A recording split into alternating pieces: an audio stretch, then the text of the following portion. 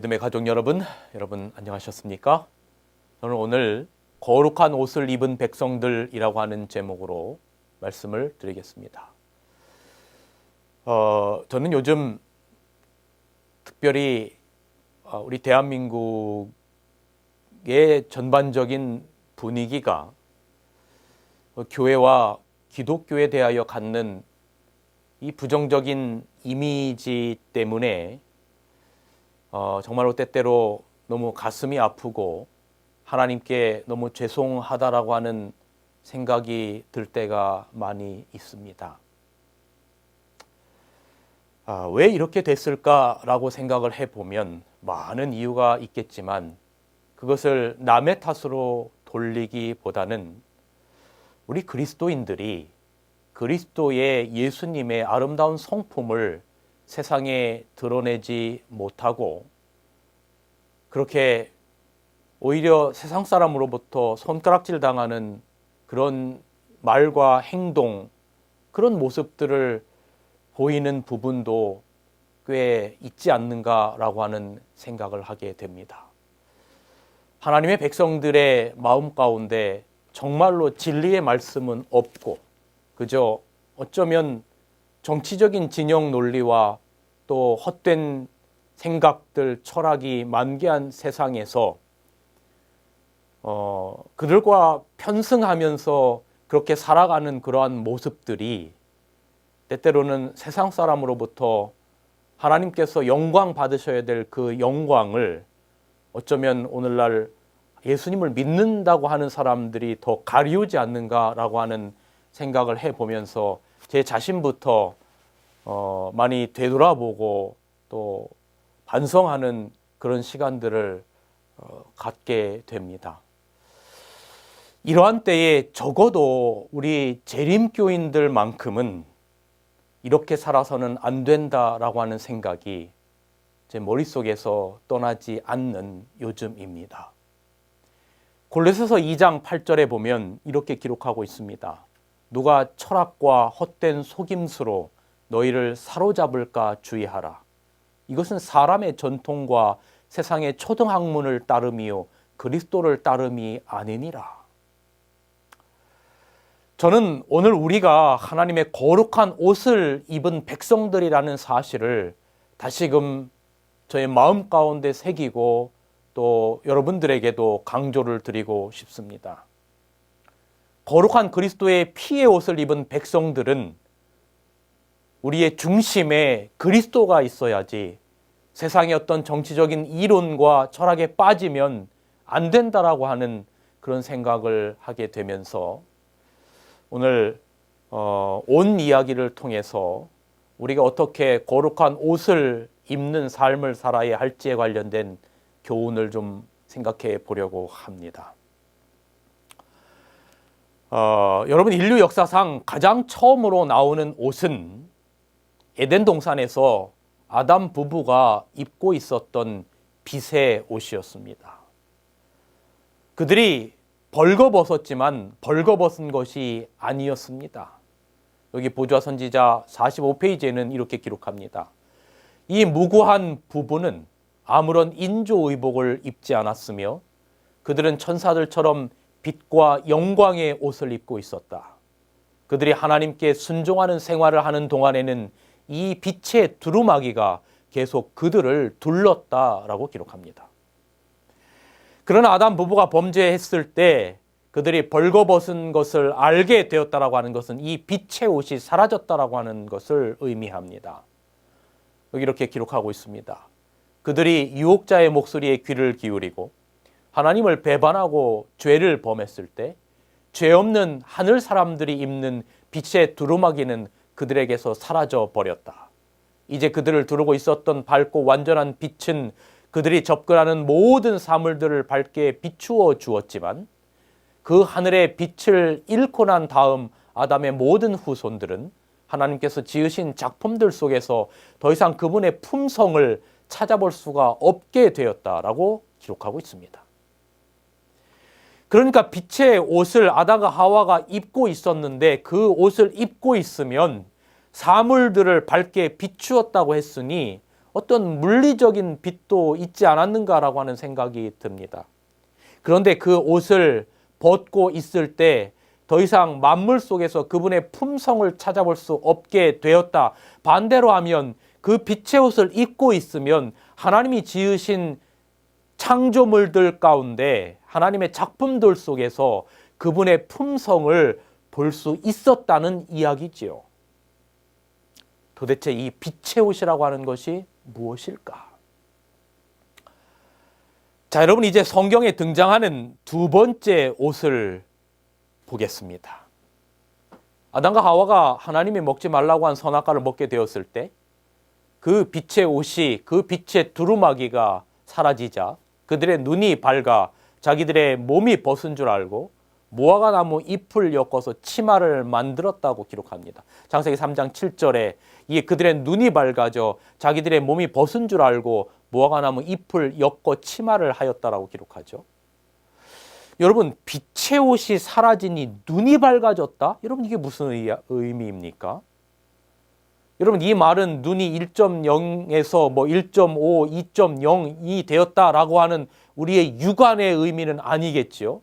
죄를 짓고 육안이 더 밝아질 리는 없잖아요. 그러니까 눈이 밝아 벗은 줄을 알았다라고 하는 말은 무엇일까요? 여러분, 여기에 기가 막힌 말씀이 있어요. 그냥 보시기 바랍니다. 아담과 하와는 둘 다 그 과일, 선악과를 먹고 하나의 지식을 갖게 되었는데 이 지식은 그들이 하나님께 순종했더라면 결코 갖지 않았을 지식이었다.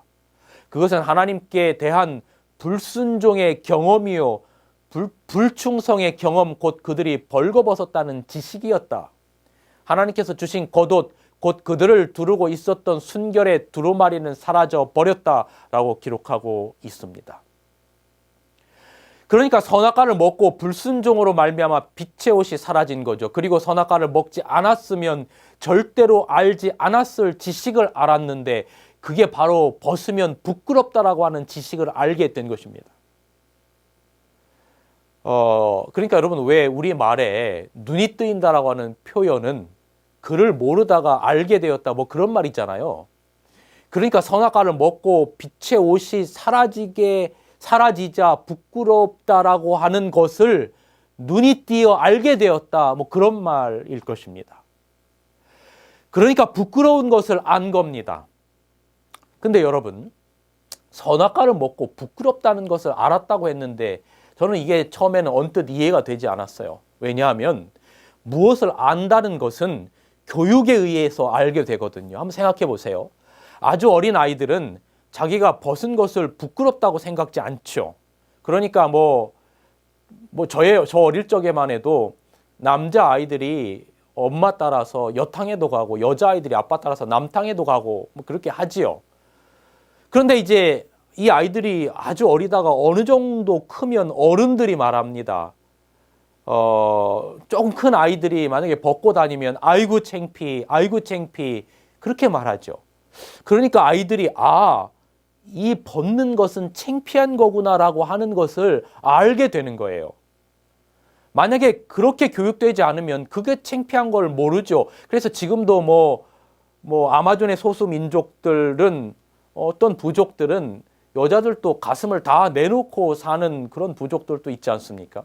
왜냐하면 그것이 창피한 거라고 하는 것을 교육받지 않았던 거죠. 그냥 당연히 그렇게 살았기 때문에 창피한 거라고 하는 걸 모르는 거죠.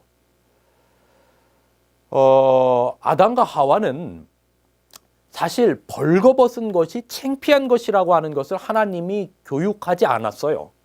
그럼 어떻게 벌거벗은 것이 빛의 옷이 사라지자 부끄럽다라고 하는 것을 알게 되었을까?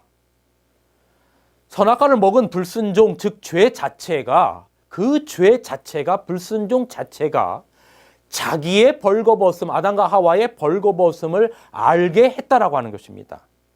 이걸 엘렌 화이트는 선악과를 먹지 않았으면 알지 않았을 지식이라고 표현한 것입니다. 벌거벗은 채로 하나님과 천사들 앞에 설 수 없어서 자기 스스로의 힘으로 무화과 나무 잎을 짜서 빛의 옷을 대신하려고 했다라고 하는 것입니다. 그런데 여러분, 어떤 번역본을 보면 앞치마를 만들었다고 했거든요. 근데 여러분 생각해 보세요. 앞치마를 만들면 다 가릴 수 없어요. 특히 여자 하와 같은 경우는 다 가릴 수가 없잖아요. 그래서 이것을 성경에는 뭐라고 표현하냐면 이사야 59장 2절에 오직 너희 죄악이 너희와 너희 하나님 사이를 내었다라고 한 거예요. 하나님이 입히신 옷 말고 인간의 노력으로 짠 모든 옷은 하나님의 성품을 제대로 볼 수 없게 했던 것입니다. 하나님을 제대로 알게 하지 못했던 것입니다. 그래서 여기 이제 그들을 두르고 있었던 밝고 완전한 빛이 그들이 접근하는 모든 사물을 밝게 비추었지만 그 하늘의 빛을 잃고 난 다음에 아담의 모든 후손들은 하나님께서 지으신 작품들 속에서 더 이상 그분의 품성을 찾아볼 수 없게 된 것입니다. 죄가 그렇게 가리우게 된 것입니다. 죄의 눈이 창조 세계 가운데 하나님의 품성을 찾아볼 수 없도록 그렇게 만들어 버린 것입니다. 그리고 하나님 앞에 자신의 부끄러움을 드러낼 수 없는 수치심을 알게 된 것입니다. 그런데 여러분, 여기에 참 신비한 말씀이 있습니다. 여기 리비언 헤랄드라고 하는 책에 보면 이렇게 기록하고 있습니다. 그 무화과 나무 잎들은 불순종을 가리우기 위하여 상투적으로 늘어놓은 이론들을 표상한다 그랬어요. 다시 한번 읽어드립니다. 그 무화과 나무 잎들은 불순종을 가리기 위하여 상투적으로 늘어놓은 이론들을 표상한다라고 기록하고 있어요. 그러니까 무화과 잎이 표상적으로 인간이 만든 이론과 사상이라고 하는 것입니다. 이 사상이 하나님의 성품을 찾아볼 수 없게 만든 검은 무지의 두루마리라고 표현하는 것입니다. 여러분, 그런데 이사야 59장에 이런 말씀이 있습니다. 이사야 59장 6절로 7절에 보면 그 짠 것으로는 옷을 이룰 수 없을 것이요 그 행위로는 자기를 가리울 수 없을 것이며 그 행위는 죄의 행위라.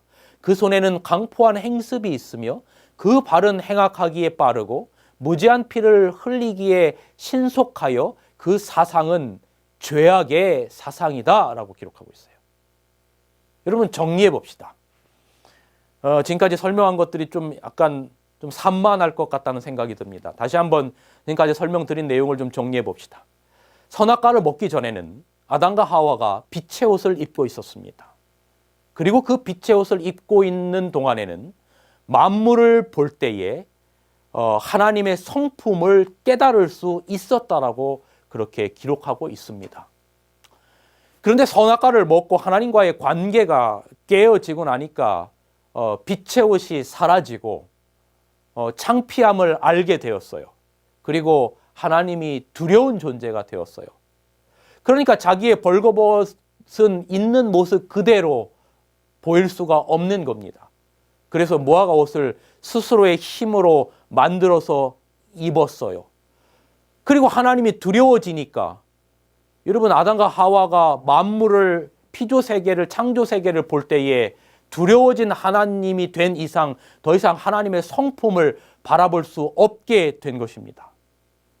그런데 바로 그들이 짜서 입었던 그 무화과 옷은 표상적으로 하나님의 성품을 가리우는 이론들, 죄악의 사상들, 사람이 만들어 놓은 어떤 초등 학문들, 그런 것이라고 하는 것을 이야기하고 있는 것입니다. 이 무화과 옷이 표상하는 인위적인 이론들, 죄악의 사상들은 도대체 무엇입니까? 여러분, 저는 인류의 죄악의 역사 가운데 인류의 부끄러움을 보게 하는 하나님의 성품을 가리우는 이 무화과 옷이 상징하는 수많은 인본주의적인 시도들이 있음을 보는 것입니다. 가장 처음으로 이제 무화과 옷, 아담과 하와가 입은 정말 그 무화과 옷이고, 그걸 입고 하나님의 성품을 더 이상 피조 세계를 통해서 잘 볼 수 없게 되었고, 또 하나님이 두려운 존재가 되어 버린 인위적인 자기가 짠 옷, 무화과 옷이지요. 그것이 첫 번째 어떤 의미죠. 그리고 그 다음은 가인과 아벨의 제사 속에서 하나님의 뜻이 아니라 자기의 뜻대로 드린 가인의 제사가 무화과 옷이라고 생각을 합니다. 그리고 그 후에 하나님이 예비하신 노아 방주에 들어가지 않게 하는 모든 이론들, 즉 지금까지 비라고 한 것을 한 번도 본 적이 없다라고 했던 그러한 생각들, 이것이 하나님의 성품을 가리우는 무화과 옷이라고 생각을 합니다. 그리고 그 후에 하나님의 무지개 언약을 못 믿고 쌓은 바벨탑, 그것이 하나님의 성품을 가리우는 바로 무화과 잎이라고 생각합니다. 그리고 다니엘 3장의 느부갓네살의 금신상, 예수님 당시의 바리새인들의 율법주의, 중세시대의 스스로의 힘으로 구원 얻으려고 하는 캐톨릭의 때와 법을 변경하는 그런 것들, 행함으로 말미암는 의, 그리고 오늘날 성경 해석에 있어서 하나님의 말씀에서 벗어난 모든 이론과 사상들, 그리고 하나님의 영광을 가리우는 정치적인 이론들, 논리들, 저는 이런 것들이 하나님의 영광을 가리우는 바로 무화과 잎으로 짠 옷, 이론들이라고 생각을 합니다. 요즘 우리나라에 정말로 안타까울 만큼 하나님께 욕을 돌리는 그러한 코로나 사태 이후로 그런 더 많은 일들이 있지 않습니까? 어떤 여러 가지 제가 그런 이야기를 구체적으로 말씀을 드리지는 않겠습니다만, 하나님의 이름에 먹칠하는 참 안타까운 일들, 이런 모습 속에서 저는 무화과 나무 잎을 보는 거예요. 이것이 하나님의 영광을 드러내지 못하는구나. 최근에 인터넷 설문조사에서 2020년 8월 29일 목회 데이터 연구소 의뢰로 지난 6월에 엠브레인 트렌드 모니터가 실시한 종교인 및 종교에 관련된 인식조사에서 천주교와 불교인은 온화하다, 한 40% 정도가, 그리고 따뜻하다, 한 30% 정도가, 이렇게 긍정적인 이미지가 우세했어요. 그러나 개신교에 대해서는 32.2%가 거리를 두고 싶은 집단이다, 30.3%가 이중적이다, 29.1%가 사기꾼 같다, 이런 부정적인 이미지가 너무너무 많은 거예요. 여러분, 왜 예수님의 재림을 준비해야 되고 세상에 빛과 소금의 역할을 하고 예수님의 성품을 드러내고 곧 오실 재림을 드러내야 하는 개신교회가 어찌하다 이렇게 되었을까? 너무나 가슴 아프고 너무나 하나님 앞에 죄송하죠. 여러분, 적어도 우리 재림교회만은 이래서는 안 되겠다라고 하는 생각이 드는 것입니다. 우리가 마지막 때 새천사의 기별을 전하고 하나님의 성품을 전하는 백성으로 살아야 하는데, 세상 사람들에게, 이웃에게 하나님의 영광을 가리우는 무화과 나무 옷을 가득 입고 살아가는 그런 모습으로 보이면 안 될 것이다 라고 하는 생각이 들게 되는 것이죠. 제 자신부터 말이죠. 여러분, 정리하면 우리의 삶 가운데 진리의 말씀을 가리고 인간이 만든 이론, 사상, 이 모든 것은 하나님의 영광을 가리우는 무화과 옷임을 기억하시기 바랍니다. 그런데 하나님께서는 이런 무화과 나무 옷이 아니라 우리에게 정말로 입히시기를 원하는 옷이 있어요. 그게 바로 가죽옷입니다. 성경에 등장하는 세 번째 옷이 있습니다. 그 옷은 가죽옷입니다. 창세기 3장 21절, 여호와 하나님이 아담과 그 아내를 위하여 가죽옷을 지어 입히시니라. 성경에 등장하는 세 번째 옷, 바로 가죽옷. 그 가죽옷은 이미 여러분이 잘 아시는 것처럼 양의 생명의 대가입니다. 아담과 하와에게 가죽옷을 입히기 위하여 양은 목숨을 잃어야 했고 양의 가죽은 벗겨져야만 했습니다.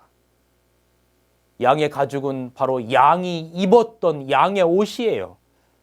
양의 피부 아닙니까? 양의 가죽은 양의 옷이에요.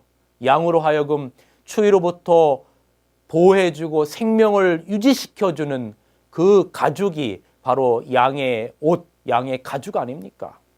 사람으로 말하면 피부죠.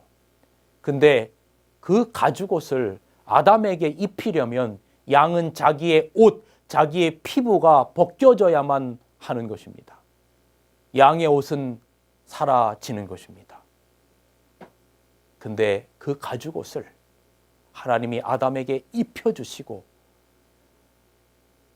입어라 한 것이 아니라 입히신 겁니다. 네가 이거 입어라고 아담 하와에게 말한 게 아니라 그 죄로 말미암아 두려워 떨고 있는 아담 부부에게 양의 가죽옷을, 양의 생명을 입히신 것입니다. 성경의 양은 장세로부터 죽임을 당한 예수님을 표상하는 것이죠. 계시록 13장 8절에. 그러니까 예수님을 죽여서, 다시 말하면 예수님의 옷을 벗겨서 아담에게 입히신 것입니다. 성경 로마서 5장에는 그 아담 안에 모든 인류가 있었다고 기록하고 있습니다. 그러니까 아담에게 가죽옷을 입혔을 때 아담의 옆구리 안에 우리도 들어있었던 것입니다. 우리가 모두 아담의 후손이니까요. 그러니까 하나님이 양을 잡아서 가죽옷을 아담에게 입히실 때 아담의 후손으로 태어날 이 땅의 모든 인류에게 그 가죽옷을 입히신 것입니다. 여러분과 저에게 그 가죽옷을 입히신 것입니다. 죄인에게 그 가죽옷을 입히신 것입니다. 로마서 5장 17절은 이렇게 기록하죠.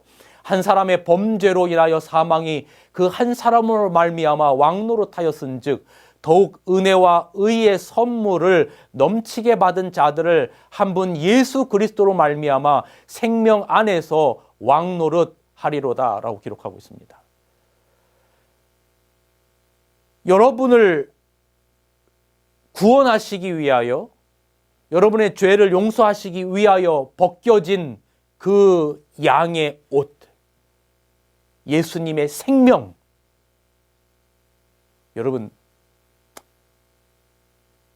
양 가죽옷을 위하여 양의 피부가 옷이 벗겨졌듯이 여러분, 예수님께서도 우리를 위하여 우리를 구원하시기 위하여 1차적으로는 십자가에서 그의 육체적인 옷이 벗겨졌고, 그리고 십자가에서 그는 영원한 생명을, 자기의 생명을 주심으로 말미암아 자기의 생명의 옷이 벗겨진 것입니다.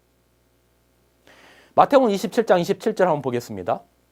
이에 총독의 군병들이 예수를 데리고 관정 안으로 들어가서 온 군대를 그에게 모으고 그의 옷을 벗겼다라고 기록하고 있습니다. 그리고 가시면류관을 씌우고 또 채찍질하고 침 뱉고 머리를 때리고 하는 예수님의 십자가의 순환을 묘사하고 있습니다. 여기에 예수님께서 천으로 짠 그의 옷이 벗겨졌다라고 어떤 그런 것을 설명을 하고 있습니다. 그런데 예수님이 천으로 짠 옷이 벗겨졌다라고 하는 것은 잠시 전에 설명드린 것처럼 실제로 그 영적인 의미는 우리의 죄를 그분이 대신 짊어짐으로 인해서 그분이 죄인이 되셔서 하나님의 옷, 의의 옷, 빛의 옷, 생명의 옷이 벗겨졌다라고 하는 것을 의미하는 것입니다. 태초에 죽은 그 양은, 가죽이 벗겨진 그 양은, 그래서 아담의 죄를 덮었던 그 양은 바로 예수님이셨고 예수님의 옷이 그렇게 벗겨졌던 것입니다. 그 옷이 벗겨져서 누구에게 입혀진 것이냐면 바로 예수 그리스도를 영접한 여러분과 저에게 입혀진 것입니다. 실제인지는 모르겠습니다만 유명한 이야기가 있지 않습니까? 1951년 1월 4일 일사후퇴 때 추운 겨울 북에서 피난 내려온 가족이 내려오다가 이제 다 죽고 엄마와 어린 아들만이 남았는데 너무 추워서 얼어 죽게 되자 엄마가 자기의 옷을 벗어서 아들에게 입히고 그 아들을 꼭 끌어안은 채 다리에서 얼어 죽습니다. 그곳을 지나가던 미군이 아이의 울음소리를 듣고 내려가 보니 엄마가 아들에게 옷을 입히고 끌어안은 채 죽어있는 모습을 본 거죠. 그 고귀한 모습을 본 미군이 그 엄마를 잘 묻어주고 그 아이를 미국으로 데려갑니다. 입양시킵니다. 그리고 그 아이가 성장했을 때 생모의 죽음에 대해서 이야기를 합니다. 이 아들은 엄마를 찾아 고국에 오지요. 그리고 엄마의 무덤 앞에서 자기의 외투를 벗으며 그 무덤 위에 외투를 덮어주며 엄마에게 덮어주며 그리고 엄마의 무덤을 꼭 끌어안더니 이렇게 말하죠. 엄마, 얼마나 추웠어요. 이제는 제가 엄마를 안아드릴게요. 여러분, 가죽옷, 예수님의 의의 옷이 벗겨져서 누구에게 입혀진 것입니까? 아담과 그의 후손들, 즉 여러분과 저에게 입혀진 겁니다. 여러분, 이거 우리 기억하고 사셔야 합니다. 그런데 여러분, 그 가죽옷 입으려면 무슨 옷 벗어야 합니까? 예, 무화과 옷 이거 벗겨져야 합니다. 다시 말하면 예수님의 십자가의 의의를 받아들이려면 내가 고집하는 모든 것들 다 벗어져야 합니다. 누가복음 15장 탕자가 아버지께 방탕한 후 돌아왔을 때 아버지께서 제일 좋은 옷을 내어다가 입히고라고 말하죠. 그렇게 해서 아들이 돌아온 탕자가 그 아버지가 준비한 제일 좋은 옷 입으려면 자기의 거지 같은 무화과 옷, 거지 같은 죄의 옷, 거지 같은 누더기 옷 벗어야 아버지께서 주시는 좋은 옷 입을 수 있는 거지요. 마태복음 22장에 혼인예복 초청을 받은 사람이 자기 옷 벗어야 왕이 준비한 혼인예복 입을 수 있는 거예요. 여러분, 내 생각, 내 사상, 내 노력, 그 무화과 옷 다 벗어버리시기 바랍니다. 전적으로 주님께서 주시는 예수님의 보혈의 피의 옷, 생명의 의의 옷 입으시기 바랍니다. 이것이 바로 그리스도인들이 마땅히 입어야 할 거룩한 옷입니다. 성경의 마지막으로 계시록에는 구원받은 사람들의 옷 이야기가 나오죠. 계시록 7장에 구원받은 사람들이 무슨 옷을 입는다고 말합니까? 계시록 7장 9절에 일 후에 내가 보니 각 나라와 족속과 백성과 방언에서 아무라도 능히 셀 수 없는 큰 무리가 흰 옷을 입었다라고 기록하고 있어요. 이게 성경에 등장하는 마지막 옷이에요. 그런데 계시록 7장에서 이때 24장로 중에 하나가 물어요.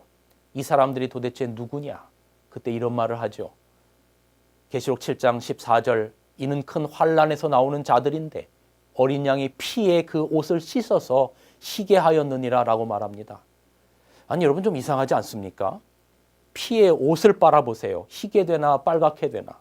당연히 피가 물이 들어서 빨갛게 되겠죠. 그런데 어린 양의 피에 옷을 씻어서 빨았는데 희게 되었다라고 하는 게 도대체 무슨 뜻입니까? 그 의미가 이거죠. 이사야 1장 18절 여호와께서 말씀하시되 오라 우리가 서로 변론하자.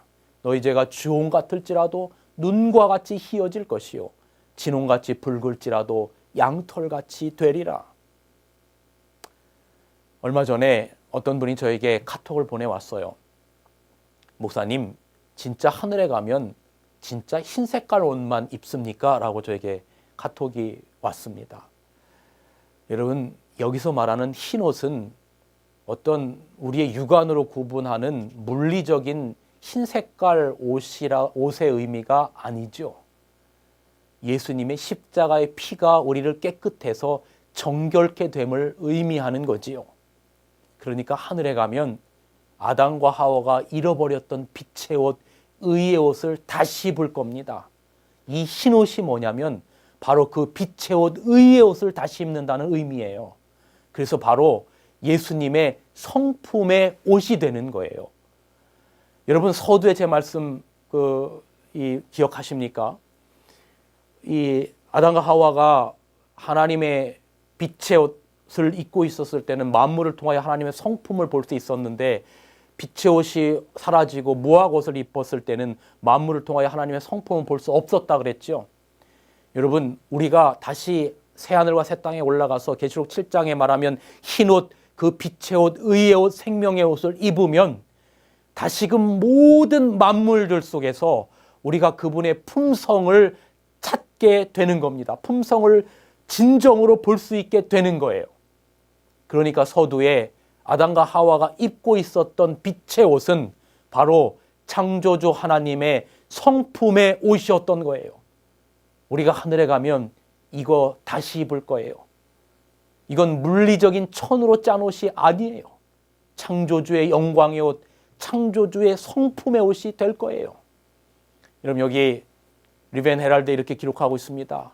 이제 그들을 두르고 있었던 밝고 완전한 빛은 그들이 접근하는 모든 사물들을 밝게 비추었지만 그 하늘의 빛을 잃고 난 다음 아담의 모든 후손들은 하나님께서 지으신 작품들 속에서 더 이상 그분의 품성을 찾아볼 수 없게 되었다라고 기록하잖아요. 그런데 이제 우리가 하늘에 올라가서 다시금 의의 두루마리를 입게 되면 하나님의 작품들 속에서 온전히 하나님의 성품을 바라보고 영원 무궁토록 우리가 온 우주를 다 여행하면서 하나님께서 우리를 얼마나 어떻게 살아가셨는지를 바라보고 연구하면서 영원 무궁토록 살게 될 것입니다.